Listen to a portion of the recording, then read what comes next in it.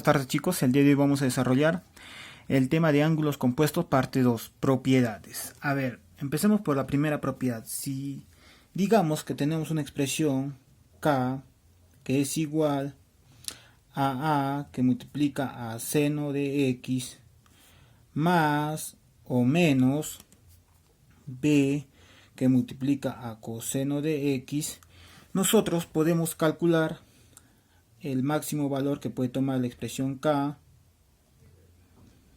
o también podemos calcular el mínimo valor que puede tomar K.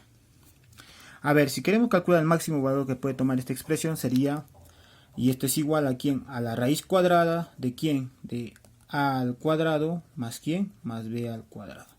Si queremos calcular el mínimo valor sería menos la raíz cuadrada de A al cuadrado más B al cuadrado. Profesor, acá puede ser más o puede ser menos. Igual podemos calcular su máximo valor y el mínimo valor, ¿no? Ahora, tú te recuerdas para la segunda propiedad que la tangente de la suma de dos ángulos, en este caso alfa más beta, era igual a ¿quién? A la tangente del primer ángulo más la tangente del segundo ángulo sobre 1 menos tangente del primer ángulo por la tangente del segundo ángulo.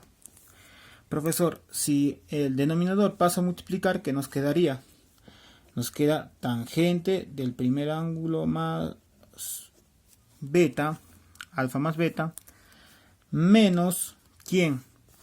La tangente del primer ángulo por la tangente del segundo ángulo, ¿por quién? Muy bien, por la tangente de la suma, ¿no? Del primer ángulo más el segundo ángulo. ¿Y eso es igual a quién? A la tangente del primer ángulo más la tangente del segundo ángulo.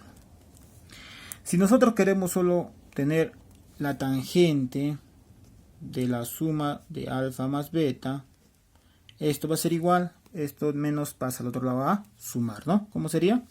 Sería la tangente del primer ángulo más la tangente del segundo ángulo más ¿quién? La tangente del primer ángulo por la tangente del segundo ángulo por la tangente de la suma del primer ángulo más el segundo ángulo. Y esa sería nuestra segunda propiedad. Ahora, tercera propiedad nos dice que si tenemos un ángulo A más el ángulo B más el ángulo C y suma 180, o sea, profesor, si tres ángulos suma 180, se cumple lo siguiente. Me dice que la tangente del primer ángulo más la tangente del segundo ángulo más la tangente del tercer ángulo va a ser igual a ¿quién? Al producto, ¿no? De la tangente del primer ángulo por la tangente del segundo ángulo por la tangente del tercer ángulo. Profesor, también se cumple el producto binómico, pero ¿de quién? De las cotangentes para cada ángulo. ¿Cómo sería? Cotangente del primer ángulo multiplicado por la cotangente del segundo ángulo más la cotangente del primer ángulo multiplicado por ¿quién? La cotangente del tercer ángulo más ¿quién? La cotangente del segundo ángulo multiplicado por ¿quién? Muy bien, por la cotangente del tercer ángulo. ¿Va a ser igual a cuánto?